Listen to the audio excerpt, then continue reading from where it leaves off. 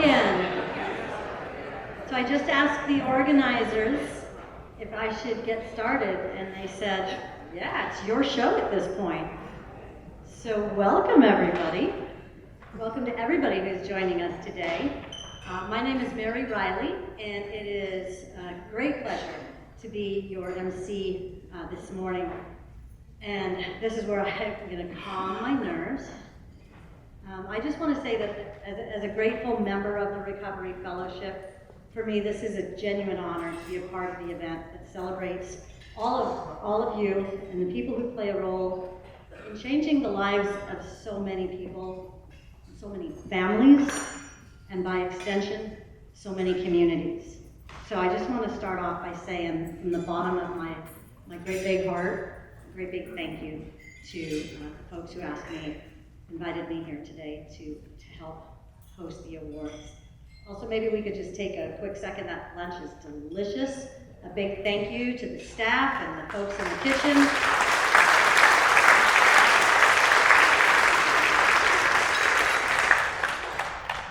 So this is the 12th year that these awards are being held, and they've grown now to recognize inspiring people from all over the state. I want to thank everybody who traveled here today. I know I'm sitting with some folks from Southern Oregon, and I know there's people from all parts of the state, so we appreciate you taking the time out of your day and out of your lives to come be a part of this event.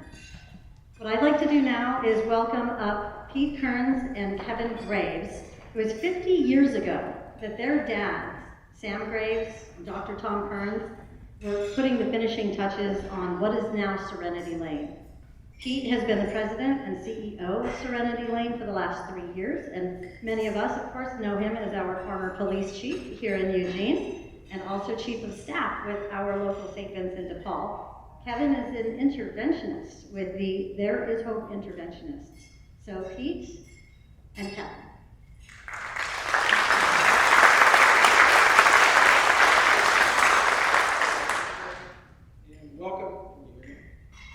Welcome to our 12th Annual Community Service Awards.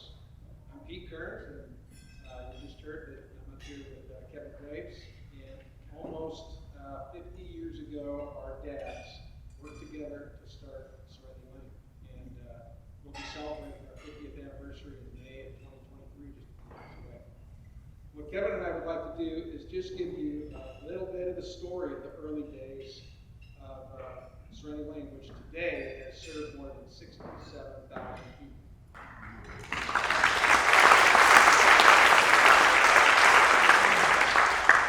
Well, our dad, and two of my siblings are here. Our dad was born into a family where their father was an alcoholic, somebody that he loved and respected.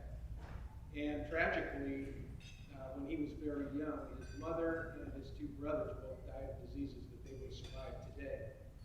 And as he was just entering high school, his dad died of his disease, which inspired him in his lifelong devotion to helping people who suffer from alcoholism. So following that, he graduated from medical school. He served in the United States Navy during World War II. He started a family practice here in Eugene. And then he started to travel the country and visit treatment facilities with programs that he might be able to replicate here in Eugene, which is where he met Sam Graves, Kevin's father, in North Dakota, where he was leading programs. And the two were impressed with one another. They had a common mission in life, and so they agreed to return here to Eugene, where together they started a program, Serenity Lane, that was sorely needed here at that time. Thanks, Pete. Good morning. Is it still morning? Yeah, it was 50 years ago, about this time of the year, that Dad moved our family from North Dakota to Oregon. I was caught up in the adventure of moving halfway across the country, including being snowed in at Missoula, Montana. We arrived in Eugene about the time it was being hit with the biggest snowstorm it had seen in many years. And for us, coming from North Dakota, we were surprised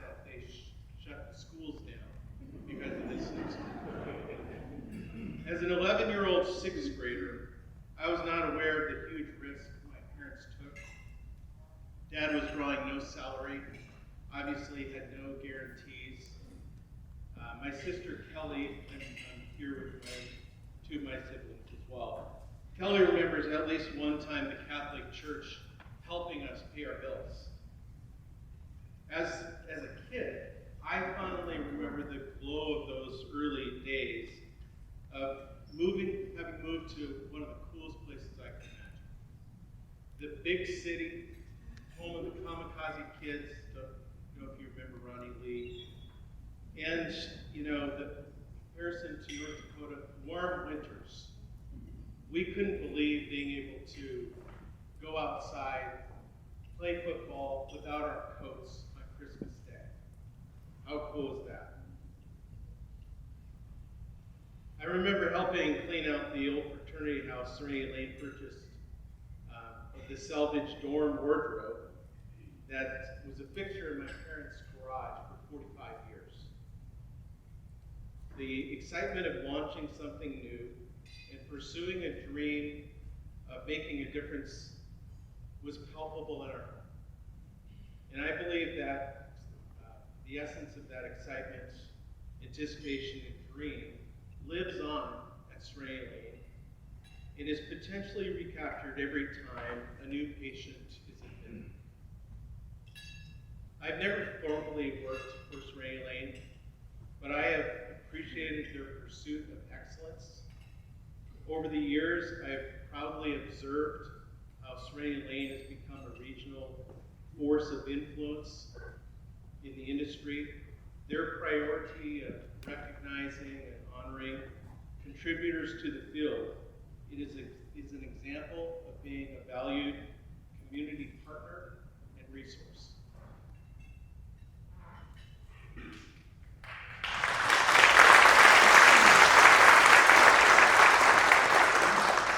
With a regional presence, we have a campus here just outside Eugene and Coburg. We have 7 offices throughout the state.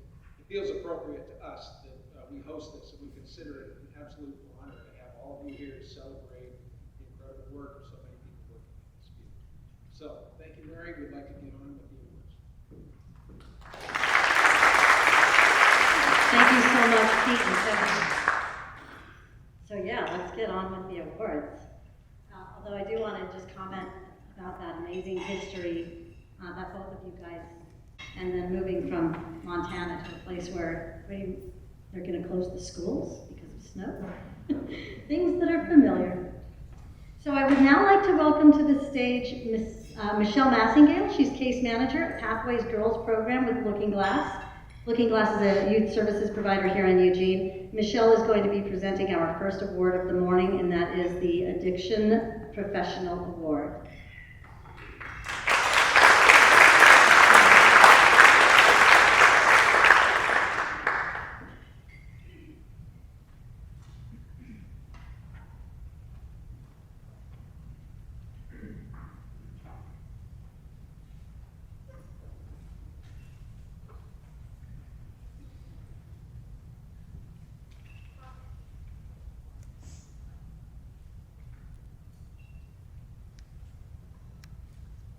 Angie Lucan's first showed a curiosity about has worked with adolescents in schools, in outpatient settings, and now mainly works in the residential setting with kids who are in the system struggling with both mental health diagnoses and substance use disorders. When asked what she enjoys about her work, Angie, a self-proclaimed introvert, says, interestingly enough, the social aspect. Interacting with kids, she loves planting seeds and even the small changes. And it's not always directly clinical. Angie loves teaching the youth how to write in cursive and do anything that can just give them a boost and remind them that they are capable of learning new and positive ways to be in the world. And she doesn't downplay the other simple piece of her work, which is just being an adult who shows up consistently for them. When asked what Angie wishes people knew about the kids she works with, she talks about how strong and talented they are. and how despite every disadvantage they have been dealt, their light still shines. She wishes that they had more access to engage in things like sports and after-school activities, ways for them to explore their talents and see the potential in themselves for being part of a new and positive story. Angie is an accomplished martial arts practitioner, and she has a black belt in Taekwondo. In her spare time, she's also a football fan and enjoys both Ducks and NFL. Angie also loves spending time with her beloved dog, Roxy. Her work is hard, so when asked how she gets through the bad days, she credits a good workout and a reminder that there are more good days than bad in what she does.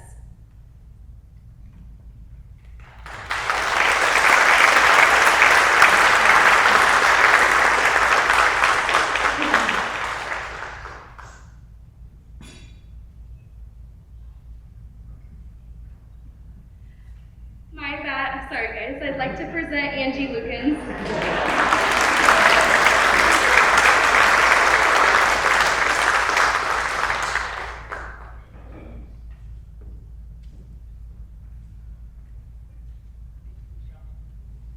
I'm just going to read.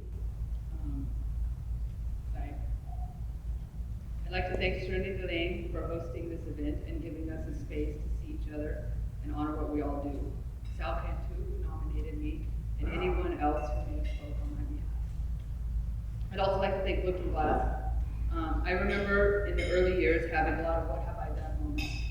But when I settled in, I realized that what I had done was possibly figured out what it was I was meant to do. It didn't make sense, but it worked. And fast forward 20 years, and I'm still with Looking Glass. I couldn't be happier. People spend so much of their life at work, and there's value and meaning in every job. We all work on the planet. We all work on the planet. But ours is one where the meaning and value is obvious and apparent in every task that we do. Sometimes it's saying the exact right thing in the exact right moment. Sometimes it's listening and saying nothing at all. Sometimes it's fast on your feet action.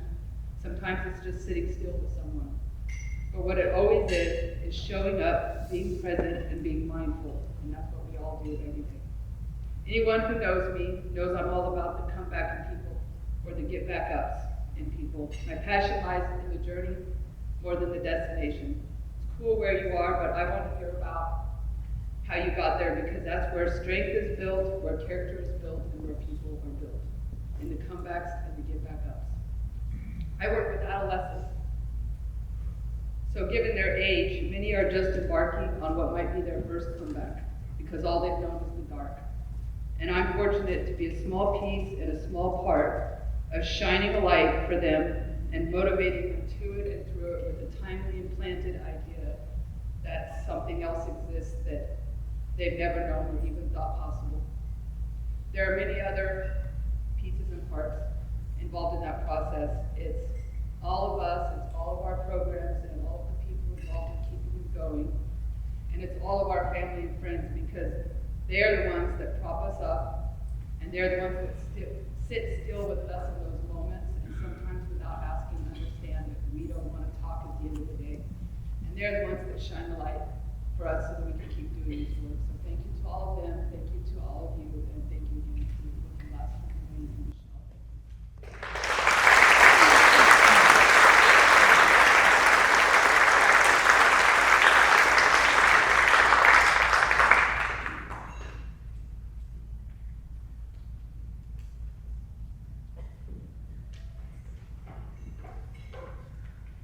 Congratulations, Angie. Thank you for everything you do. I kind of forgot, it's been a year.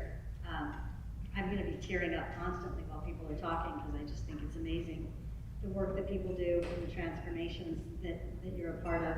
We're not done with Looking Glass yet, though, by the way. I'd like to now introduce Ben Mullen. He's the Director of Inpatient and Homeless Education with Looking Glass.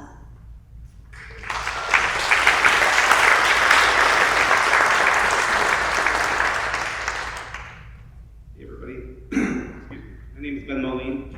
I've been with the agency for about 9.5 years, and 7 of those have been one and only employee. So, let's just do that for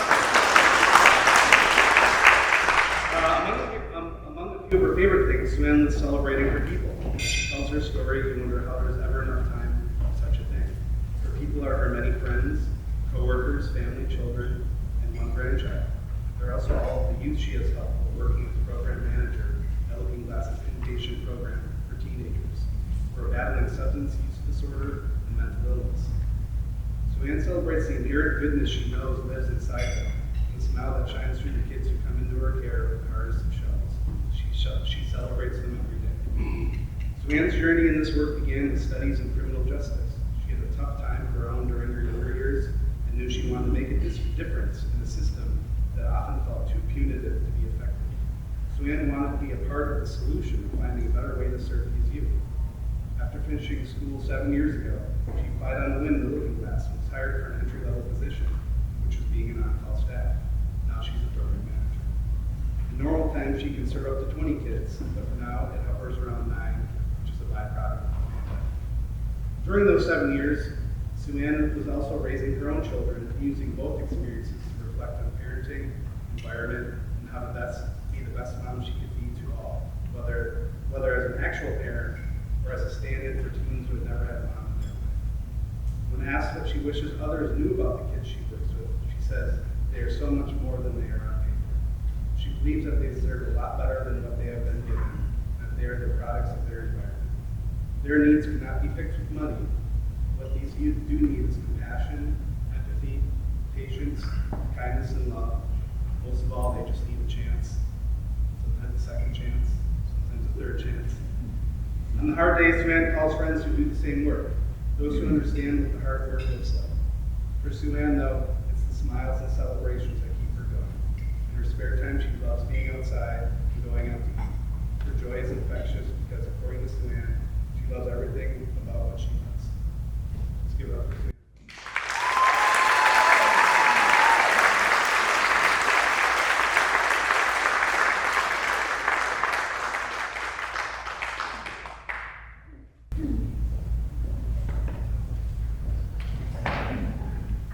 We don't ever do anything normal around Looking Glass, I'll tell you that right now. Hello, good afternoon. I would like to start off by saying thank you to the Los Angeles for my nomination and to the committee for giving me this award. It feels good knowing people believe in what I do as much as I do. I would also like to thank my tribe that fits my vibe and encourages me to be a better person tomorrow than I was yesterday. This includes, it's not limited to, my partner, my family, and my bestest friends. I'm also thankful to my friend Irene, who couldn't be here today, as she's been my biggest hype man while working in the profession through all our hardest days and our best days. I might cry. My team at AYS is by far the best team anyone could ever have by their side, as it isn't often you find the right fit with many different personalities to complete you and want to help the youth of our community as much as we do. This award may have my name on it, yet as most of us know, it takes a village to do what we do. I also want to thank Looking Glass for taking a chance on me 7+ years ago and for continuing to encourage me, teach me, and help me to grow and be who I am today. I'm also thankful for my bosses, Chad and Malia, who have guided me and taught me that although being a social worker and a boss isn't always easy, in the end it's always worth it. It gives me great honor to help the youth and to teach them the skills to become better versions of themselves as they grow into the beautiful souls that they are. This may not be where I had planned to be when I was going to school, yet this is where I'm supposed to be. Our future lies within our youth, and to be able to help at least one kiddo makes everything my team and I do worth it.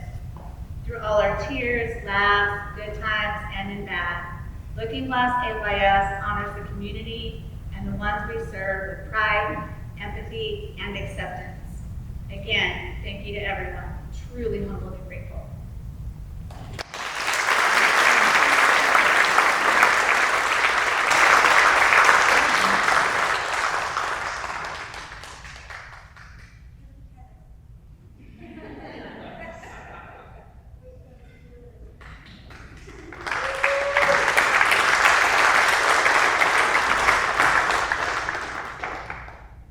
Just a selfish note, it's nice when people I know personally personally are getting these awards, and I get how deserving they are of them, so it kind of, I feel like it extends itself to everybody who I don't know personally. That being said, congratulations, Sue Ann. Thank you, thank you, thank you for all that you do and all that important work.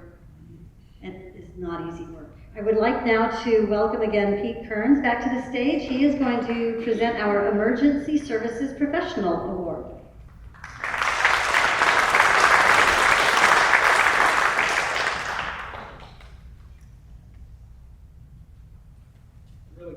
I'm really grateful for, sorry, I'm trying to get close enough to the microphone without looking too weird.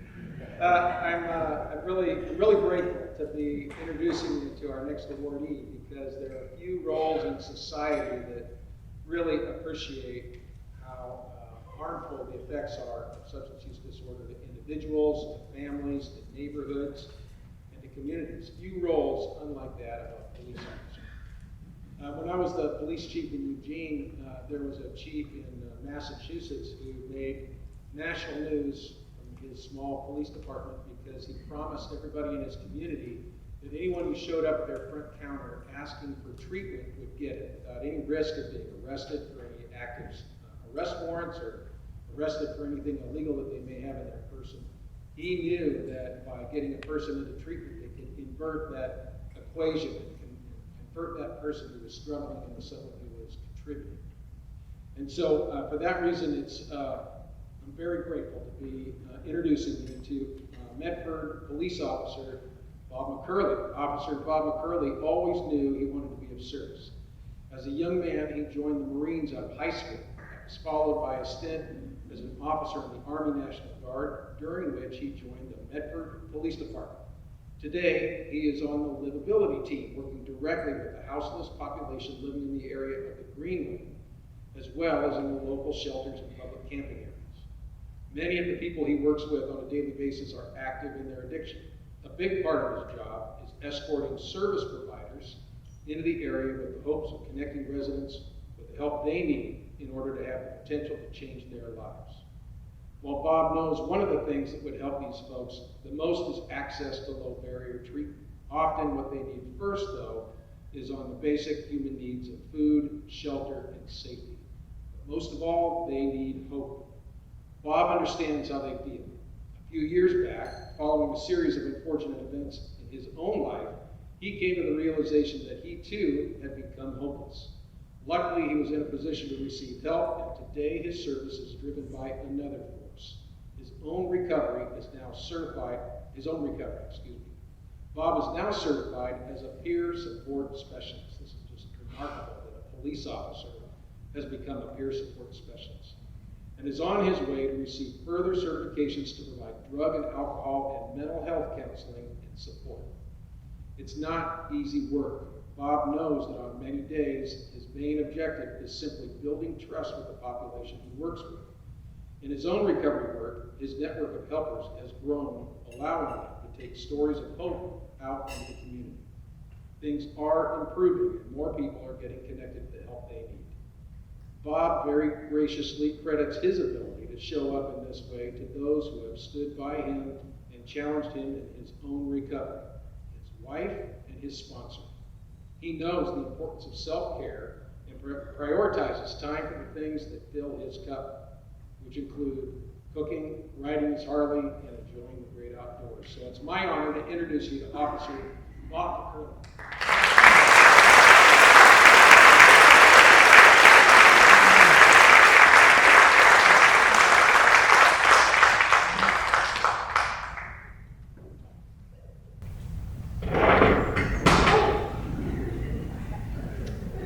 Anyway, good afternoon.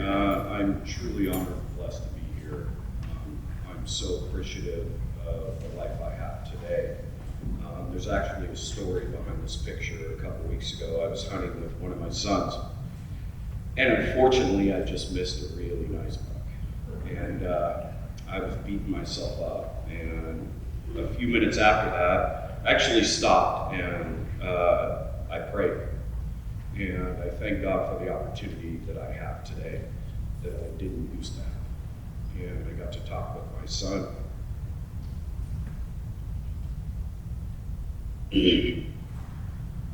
about how appreciative I was. And,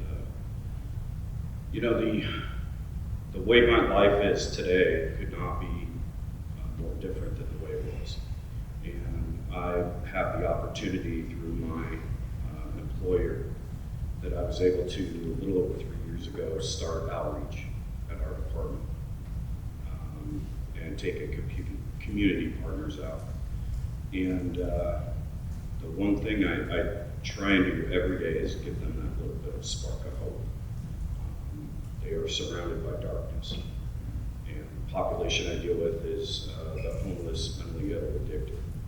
And if we can give them a little bit of hope and provide those community partners to them, when they're ready to reach out and accept that help. And there's a bunch of success stories I could go on and on, but I am so thankful today. I'm truly honored. I really am. I'm very humbled by this. I didn't know anything about this. I got a call from Pete, and I had to ask him to explain what he was talking about, because I didn't know about this award thing. Lastly, I really want to thank my wife. I wouldn't be here without her. And she stood by me over 21 years. And I'm just so appreciative. Love you.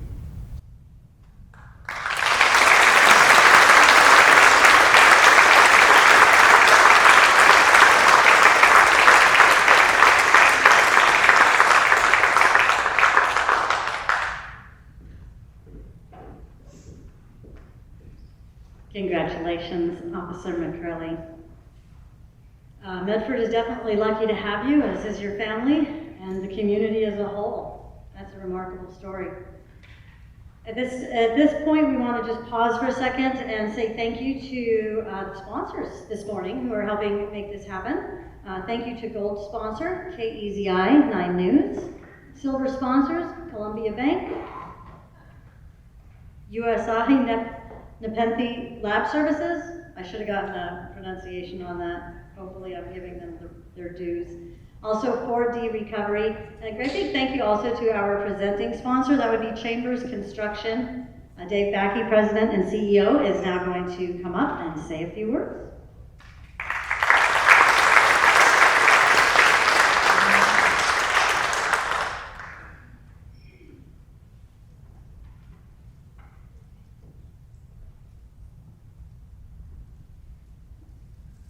How y'all doing today? I'm Dave Backey, President and CEO of Chambers Construction. I just want to thank Serene Lane for asking us to be their continued partner for this event.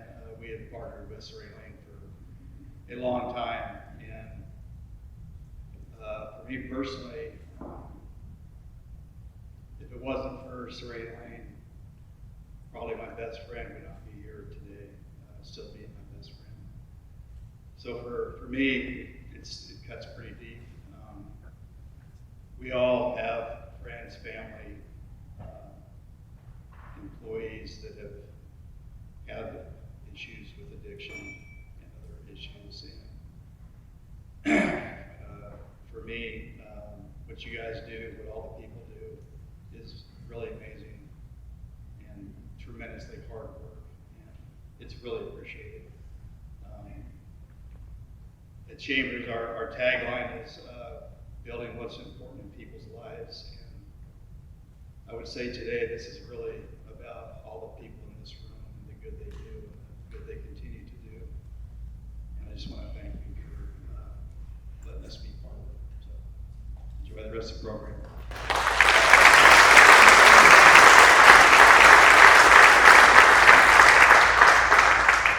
Thank you so much, Dave.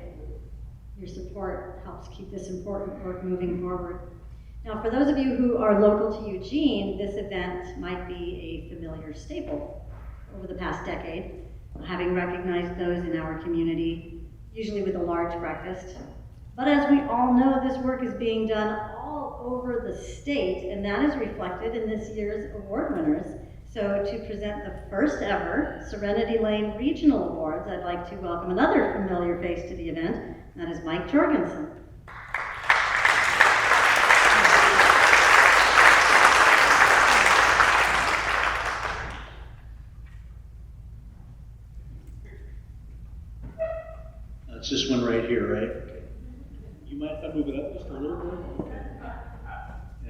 I'll be like Pete standing up here a little bit tall, so I'll speak loud is what I'll do. First of all, thank you. Thanks for the opportunity to be here. And thank you to Serenity Lane for putting this event on. I think one of the things that is really important about making sure we recognize some very valuable people that do a lot of great things throughout our state in the Eugene-Springfield area here. This event started 12 years ago at the Hilton, which is now the Graduate, but I can still remember that very first event and a little over 100 people and the way that it's grown and all the great people who've done tremendous work around our communities and that type of deal. And again, thank you to Serenity Lane, and it's an honor and privilege to be part of it again here today. Serenity Lane has a unique vantage point of being able to work all around the state of Oregon, particularly the west side, but all around the state. And outpatient offices in the communities that they serve are vitally important to everything that they do, and the connection and the partnership that they have with those outpatient facilities in the communities that they serve is vitally important.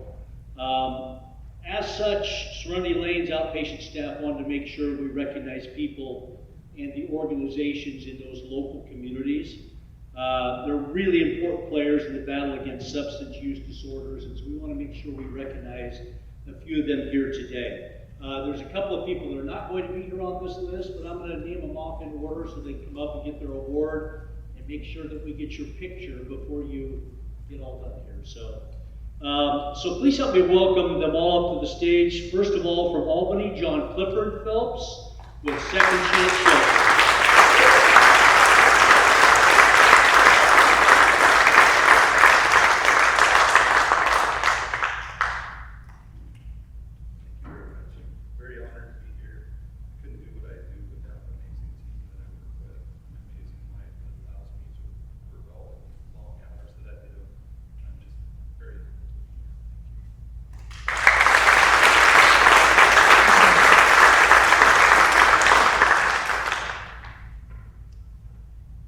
Next up, actually not able to make it today from Bend because of all the snow that fell over the mountains and is still falling over the mountains, Don Holland with Don's House. I believe he's not here. Is that right?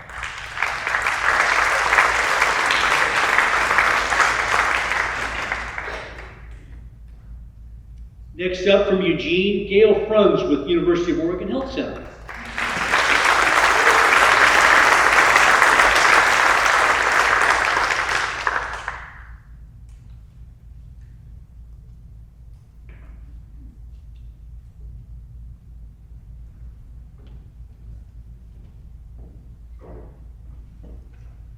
From Portland, the team from Hooper Detox.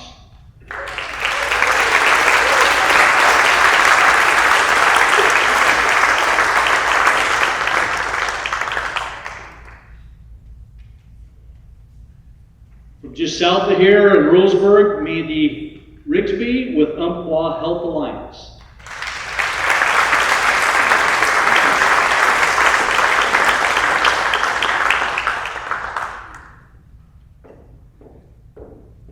And last and not able to join us here today from Salem, Bruce Zufelt with Kaiser Permanente. Okay, let's give everyone a hand again and thank you. Thanks for your work.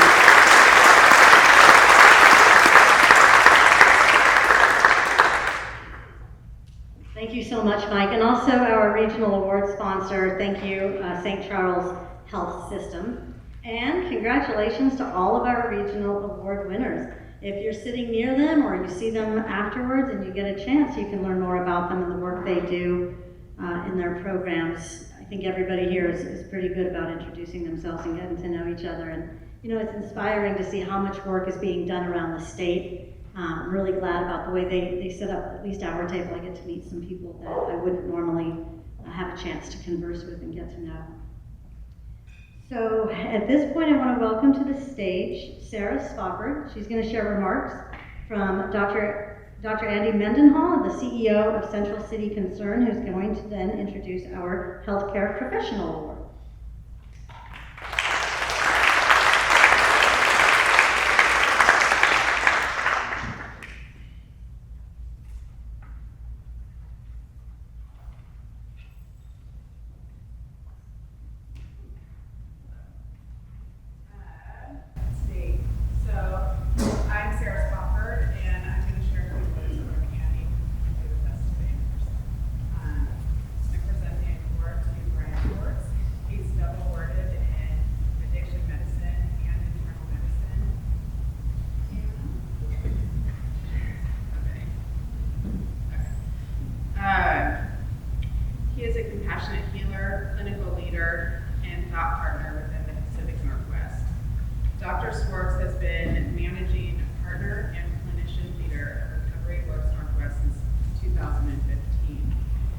also serves as the president and administrative leader of Brave Heart Medical Group, a provider of telehealth behavioral medicine services. Recovery Works Northwest was founded in 2011 and is a regional leader in outpatient substance use disorder treatment and combines patient-centered approach to treatment and recovery.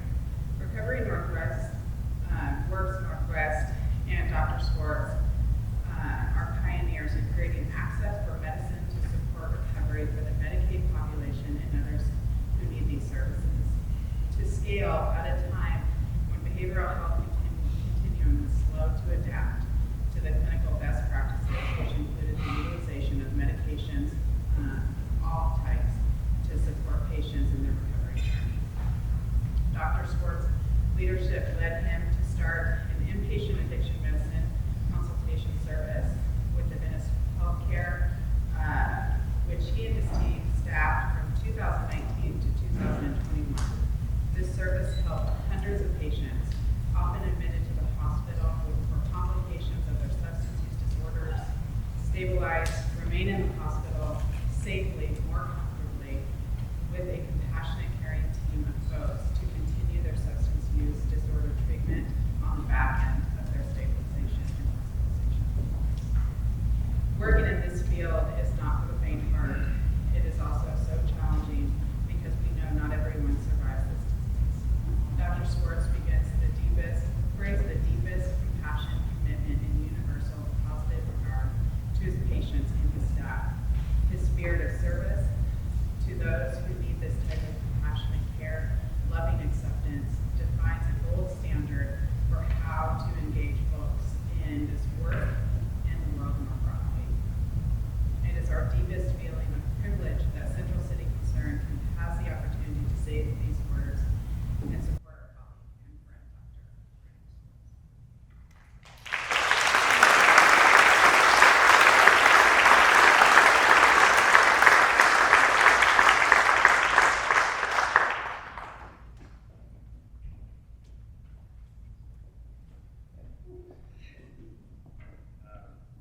I'd like to thank the Academy. Wrong speech. First, I'd like to thank Senator Lane, who's very humbling. The superb work that Basilio Sandoval does for our organization and for the community at large. My sense is that you could fill up this space with all the people that he's impacted over the last 25 years at Centro, probably a couple times over, and then we still have some more people out waiting to get back in. That's how I feel about the work that he's done and the time he spent with the community. And a big reason why is because Basilio is the kind of person you want on your side in recovery and in life. There's no task that is too small or too big for him, whether it's putting tents up in the parking lot so his team could provide services in person during the pandemic, or whether it's training a new counselor in training. Basilio makes things happen. He is motivated and has a great desire to keep his program functioning at a high level. And when it comes to providing recovery treatment, he's someone that gets that healing is spiritual, relational, and familial. So when the Measure 110 funding came out a little over a year ago, Basilio had a vision for starting a more formalized peer support services for our organization. And he trained existing and new staff to become peer mentors and peer support specialists. So in addition to kind of the traditional one-on-one counseling and group treatment, we really expanded those services, and now the team has just developed services that help individuals in recovery connect with each other outside of the traditional treatment setting. And Basilio and his team organize outings where clients and staff are out playing volleyball or soccer, we're sharing meals together, and thanks to a merger that we have with Puerto de la Familia, Family Garden, there's now a dedicated garden plot for recovery services where team members and clients can connect while growing vegetables and just being close to the land in a different setting. However, one of the things that I've learned over the years is that for Basilio, it's not just about the clients, it's also about including friends and family of those individuals, and he cares significantly about that. He cares about, that the friends and family of the people in the program, that they have access to learning and healing opportunities themselves. It takes that holistic approach, and I think it's really vital for the recovery process to work. He understands that a person in recovery can't do it alone, and he makes sure that everyone who comes in our program knows that they're supported, they're cared for, and that they matter. So, gracias, Basilio, and congratulations.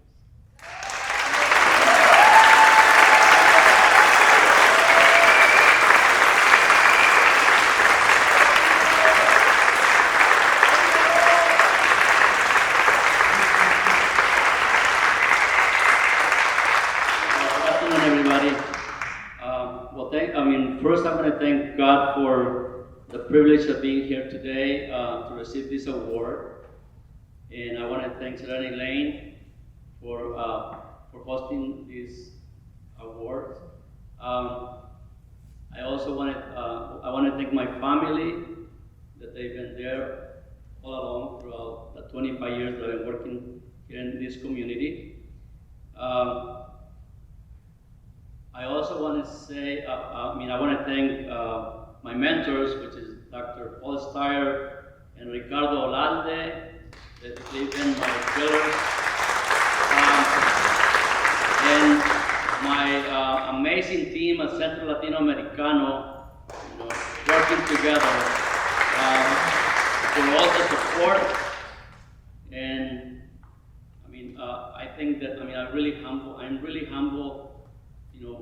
That I'm receiving this award. To me, it's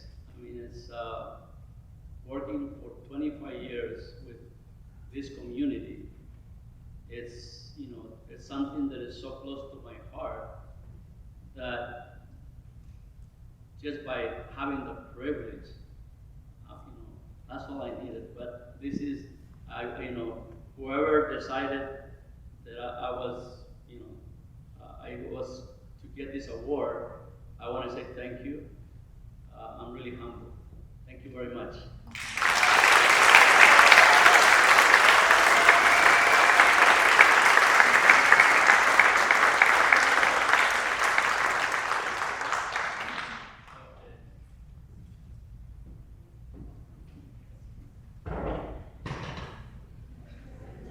That's 2 lights down. We've got 3 more to go. Congratulations, Basilio. This community and your community, so lucky to have you. I can just say that over and over up here today, but it is genuine. Mike Dyer is the former CEO and a longtime board member of Serenity Lane, and we're thrilled to have him back with us this year. He's going to be presenting the Community Youth Leadership Award.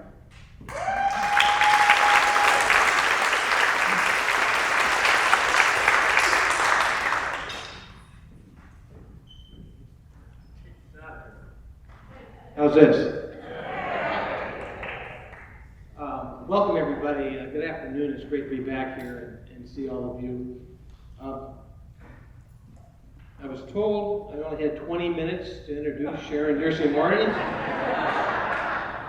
I don't know if that's an adequate amount of time, but Sharon is to receive the Community Youth Leadership Award, and that is perfectly fitting for Sharon. She's been an educator, an administrator, a principal her whole adult life. You can follow her biography in the program. I just want to touch on a couple of the things that I know of Sharon and that I really appreciate. She was principal of Original Montessori School for 4 years, from 2014 to 2019. Also was on the Lane ESD Board of Directors starting in 2018.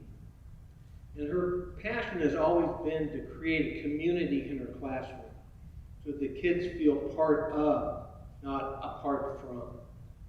Because you know how children and adolescents are these days, is all the peer pressure and all of the competition to be different or to be better, and she believes in a community in her classrooms. Now, in 2019, she heard about something called a recovery high school. Who had ever heard of a recovery high school? I hadn't. I've been in the recovery community for 38 years and never heard of recovery high school. And when Sharon heard of that, she said, that's where I want to be. That is my dream job. I want to work for a recovery high school. I believe God put Sharon at this recovery high school. She is the first principal of the first recovery high school in the state of Oregon.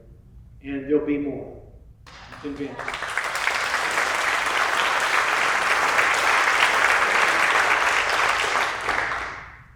And it's a personal mission to her. She's been in recovery for a number of years. Her mission there, her job, is to coordinate the instructional and educational, as well as the behavioral health needs of her students. She wants to create a safe environment so the students feel like they belong.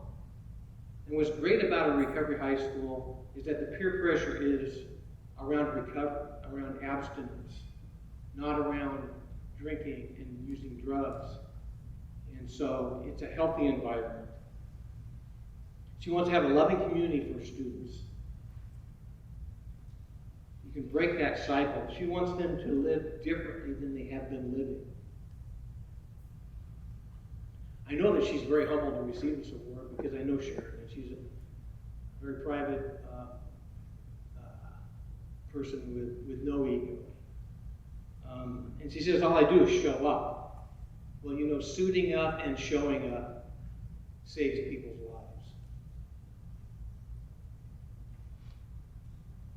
She's been a real encouragement to myself, my wife Mary Ann, and others in our community, so that we are now in the process, which is not a short process, of creating a recovery high school in Lane County.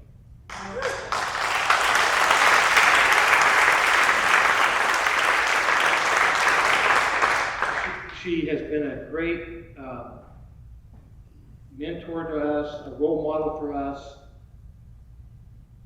She has great creative intellect, but also a great sense of humor. So there you are over there. And when we were driving over here this morning to come to this event, Mary Ann and I saw this young man crossing Coburg Road, obviously impaired, dodging traffic. And what Sharon's doing is trying to reduce the number of those people that are crossing Coburg Road and are impaired. And that's the greatest mission I can think of. All the accomplishments of Sharon and all of the things that she's done, what I'm most proud of, and I can speak to my wife Mary Ann also, is that she's our friend. So, Sharon Moore.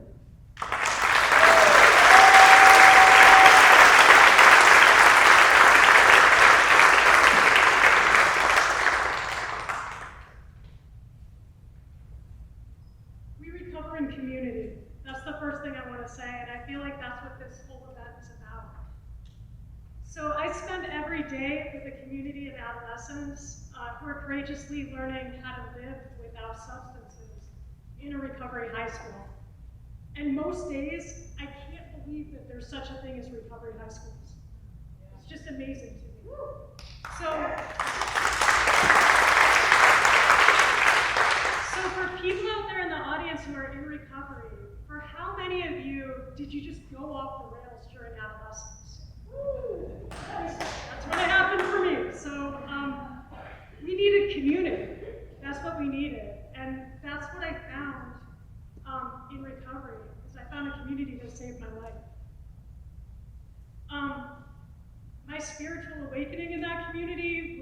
would definitely call the educational variety. I think it definitely fell in that category. So having a school where young people can show up, come as they are, start learning how to heal, start helping heal each other, heal their spirits, start practicing spiritual principles, get a story that matches more closely their values and their hearts and who they really are. It's everything to me. I'm honored to be recognized, but I just want to say that I'm really up here because of the community of people that taught me how to live. And I got to attend a 4D gala recently, and my friend Jared from Painted Horse was up there. He had like 20 people behind him when he accepted the award, and it was just such a beautiful representation of the truth that none of us stand here alone.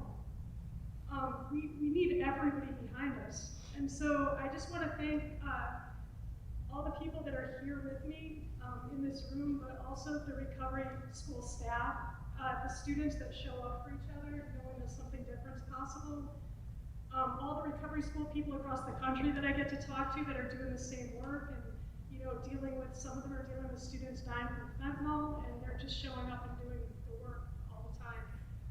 The people in Wayne County who are starting to look at opening a school here so that more young folks will have this opportunity. And then just all my teachers and mentors and sponsors and recovery friends and all the people that have been there with me. So I just want to say finally, we don't have to do anything alone anymore. In community, we can recover. So thank you so much.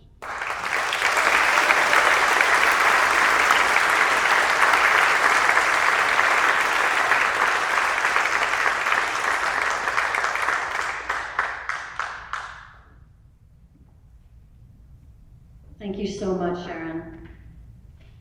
I'm going to adjust this. This could be dangerous. I appreciate that message of we, because I'm seeing that throughout this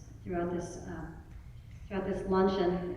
And I know you mentioned we, but I still want to say that I hope your leadership is a great model for more programs around the state in the years to come. For so many years, including the present one, a lot of the work in addiction and recovery has been led by volunteers. We all know this. And the volunteers are hardly, if ever, publicly recognized for their work. Until now. To introduce this year's Community Leadership Award, please welcome to the stage Casey Tegner.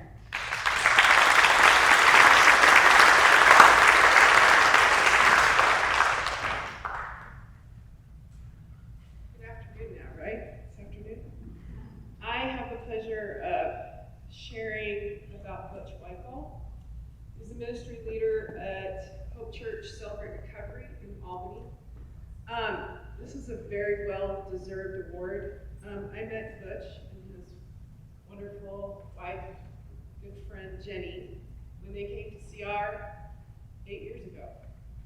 And Butch, if you read his bio, you'll see that he had a hard driving lifestyle. He's all in with whatever he does. First it was with addiction, and now it's in recovery, and service to the community. He's been instrumental in the Albany recovery community as a whole. One of our goals has been breaking down walls between recovery groups so they're not so self-protected but all working together. So Butch dives in and he says yes and then figures out the details later. That's just his style. And it works really well for us. He's all about service and community. He reaches out to everybody that's in need. He's the guy that just drops by to see how you're doing. He's transparent and vulnerable, very transparent and vulnerable with his own recovery and addiction past, and his journey helps other people realize that they can heal as well.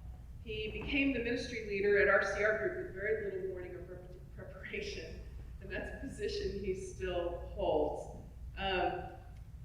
We had a small event that came out of our church saying, well, you can't have CR that night because we have VBS going on. We're like, it's Christmas, we have CR. I mean, it's just not what you do. So we developed a little program called Recovery in the Park. And I think we had 600 people the first year. Music, free hot dogs, games, raffles, that sort of thing. and now it's about 2,400 people, and that's post-pandemic. So, and he was instrumental in bringing in a bunch of different recovery groups to show up with booths at this event, so it's really become a whole community event. I just want to say thank you, Butch and Jenny, for your friendship, and I know that if it weren't for Jenny, Butch wouldn't be here, so.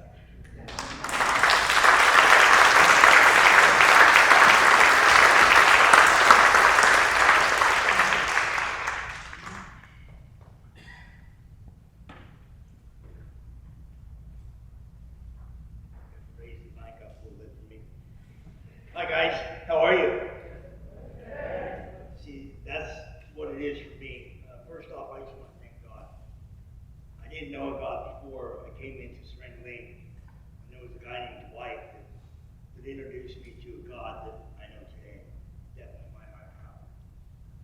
That has been instrumental in my program. Before I was in Serenity Lane, before I was getting clean, I believe God was waiting and was knocking on doors. My mom was praying. Family was there. And I got lost all that. My addiction drove me into criminality and continuously broke out in handcuffs. And my wife stood by me now for 35 years. We've been married.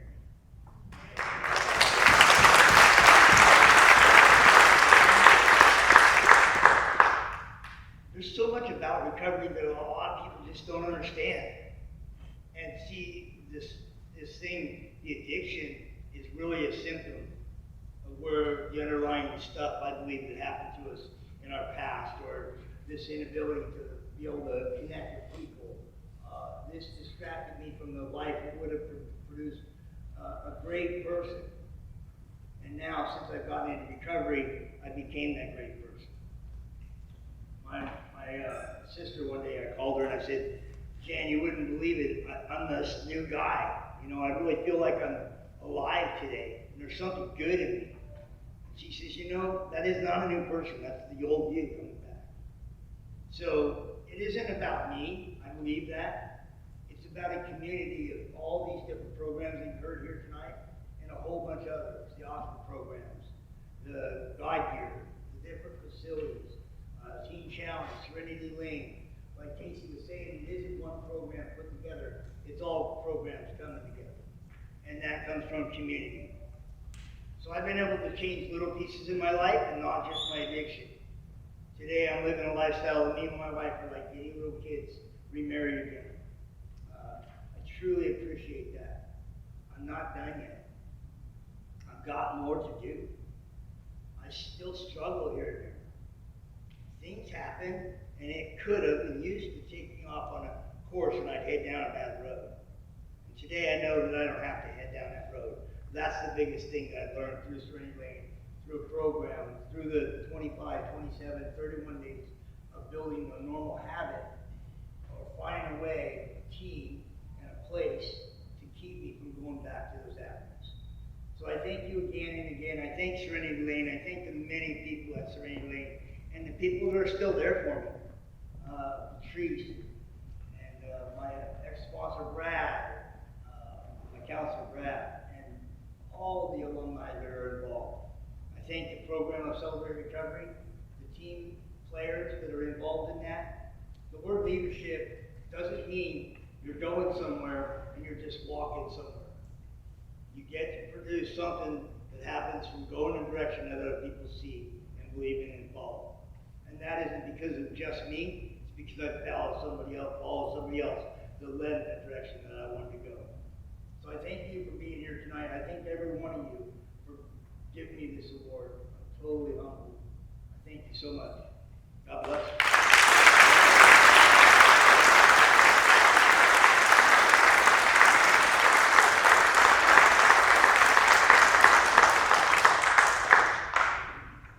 Thank you so much, Butch, for the countless hours that you put in to help show others the path to recovery today. Appreciate you being here. I'd like now to welcome to the stage Steve Harris. He's manager of outreach for Serenity Lane, and he's here to present the Dwight Lee Spiritual Advisor Award.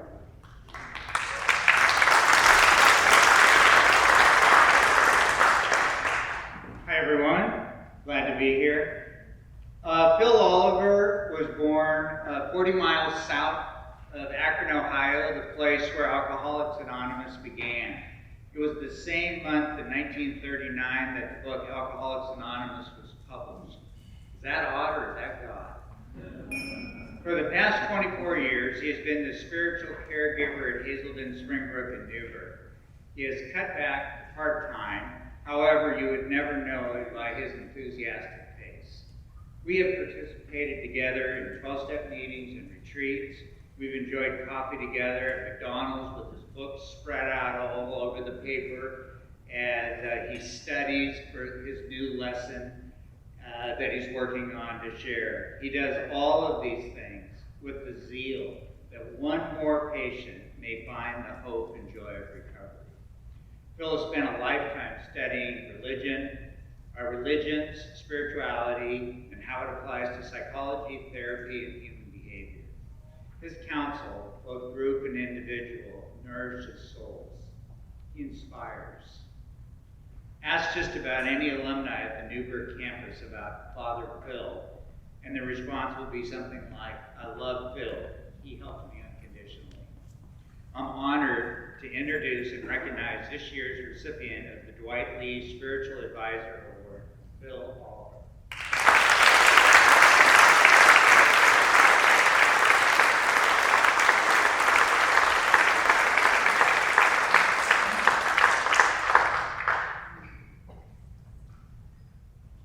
Thank you, Steve. And I also want to thank each of you for being here today to join me in a spiritual event. I entered Serenity Lane 37 years ago in April 28, 1985. What goes around comes around. And now here I am with you as a community, knowing how grateful I am to be an alcoholic. I get asked that question by many of my men that I work with now. How can you be so grateful about this terrible disease? So I sit them down and I share in group as well with them that our disease is a gift, because it teaches us how to find a full life without drinking or using drugs. Hopefully we're finding love and purpose in our life. I'm often asked, how do I know I'm doing God's will? I'll tell them, do something beautiful that they love. And I am so moved today that I have heard all those who have shared, as well as you who are attending. You're doing something beautiful for your life. For God, thank you for coming and being here. I finally owned up to my alcoholism when I had a critical incident of losing my car. I am a binge drinker. And through some of the years prior to my entry into Serenity Lane, I struggled with my alcoholism, because I really didn't think I was an alcoholic because I didn't drink all the time. I could go long hauls. And then I noticed that maybe I've got to take, I better control my drinking. I don't know what might happen. Well, one day I had a blackout and I lost my car. And that was a sign given by God to call Serenity Lane and to attend treatment. It was one of the best schools I've ever attended. I've got 3 degrees, a bachelor's, a master's, and a doctorate of ministry. But when I went to treatment in the school of life called Serenity Lane, I owned up that I was alcoholic. I needn't be fearful of this disease anymore, because I began to see it as a promise for my new life in recovery. And I continue to be grateful for this disease because of what it has done for me and my family and my friends. And I want to thank God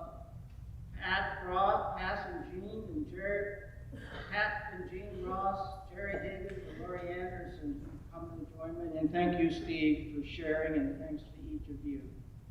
But I am so grateful to be an alcoholic, and the guys will ask, okay, I'm going to begin to think about and reflect on what you're saying to me. They ask at the beginning, a lot of them think that they're coming just to let go of the addiction, you know? And they leave finding a new life. And I would say, you have found salvation in the midst of this community because you have found yourself and how much God loves you, how much you are loved by your family and those who encourage you to come to treatment and to enter into recovery. I'm just so grateful that I can continue to work at 83, and I don't plan to retire anyways. Because God's given me the sustenance and the strength to continue to work part-time at Hazelton Betty Ford in Newburgh, Oregon. I love a book called, I want to share with you, To Bless the Space Between Us. Maybe you have heard of this book. He's a Celtic writer, and he gives blessings. And there is a blessing for those who have an illness. Blessings for those who have an illness. May you find the wisdom to listen to your illness. Ask why it came, why it chose your friendship, where it wants to take you, what it wants you to know, what quality of space it wants to create in you, what you need to learn to become more fully yourself, that your presence may shine in the world. Otherwise, but please join me as we welcome to the stage Amy Saris. She is the supervisor with DHS Child Welfare. Amy is last year's Community Liaison Award.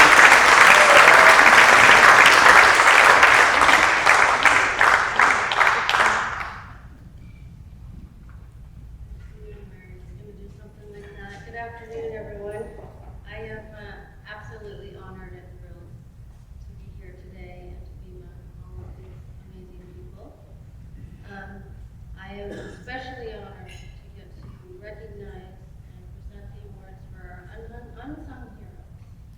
So in my position, doing this so many years, I've recognized what many of us have already said today, that it takes so many of us to help people find recovery. And oftentimes it is just a voice, one little piece of inspiration of hope. Especially important to me, many of them I've worked with for many, many years. Some of them I'm just getting to meet today, but they all play an incredible role. So it is my honor to begin.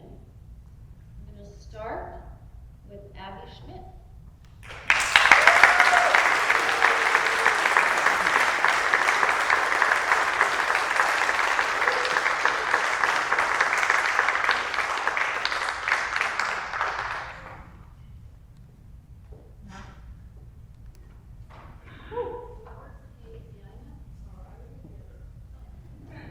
I thought I just got a new job without an interview. Next, we have Annie Lou.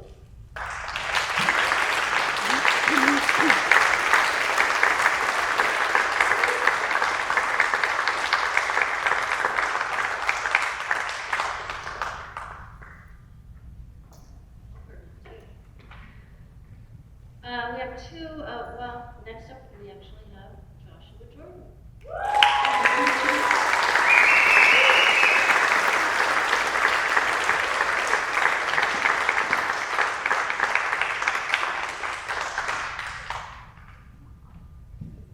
We have two unsung hero awards today that unfortunately they were unable to join us. We're going to Tasha Van Gundy, community volunteer, and Lori Jacobs.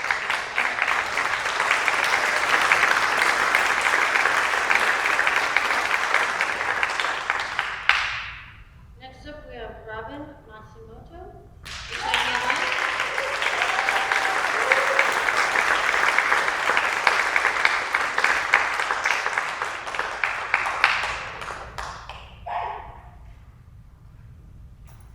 next up, we have the Serenity Lane house cleaning team.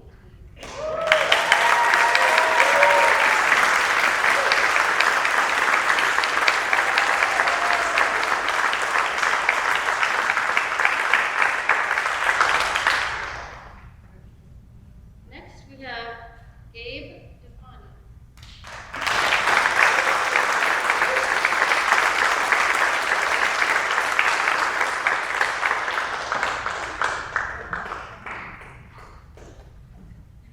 Next, we have Kelly Roberts, Recovery Works Northwest.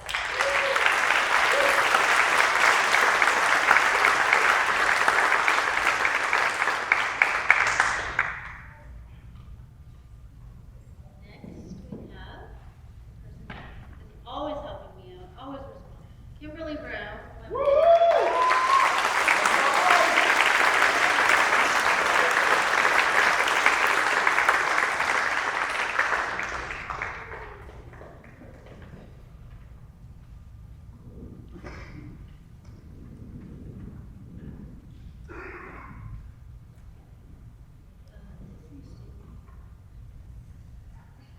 Another person we have, who I've worked with for many, many years.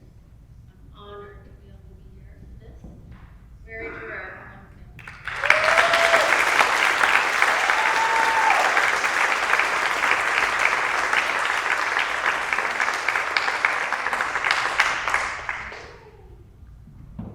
And we have Jonathan Duncan from HIV Alone.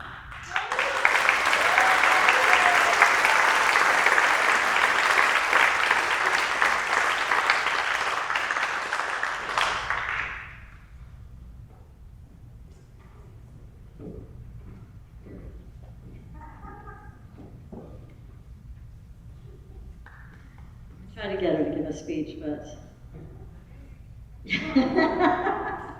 Yeah, one piece of peer pressure isn't enough. It would take the whole room.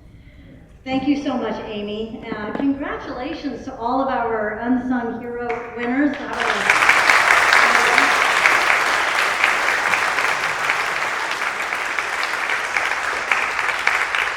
Again, I want to say thank you to Serenity Lane for inviting me to be back here as part of this great event. It's really a humbling honor. I want to say to our award winners, great big congratulations once again. And you know, I got to say that as I've had this honor to introduce and hear both the presenters and the award winners, I was struck with the fact that this is hard work. You know, it's important work, it's vital work. It's hard work, and sometimes it's thankless. But what's even more powerful, as I look out over the room, I see hope. That's what I'm taking away from this today. Together, community, there's hope. And with that, I'm now going to turn it back over to Pete to close.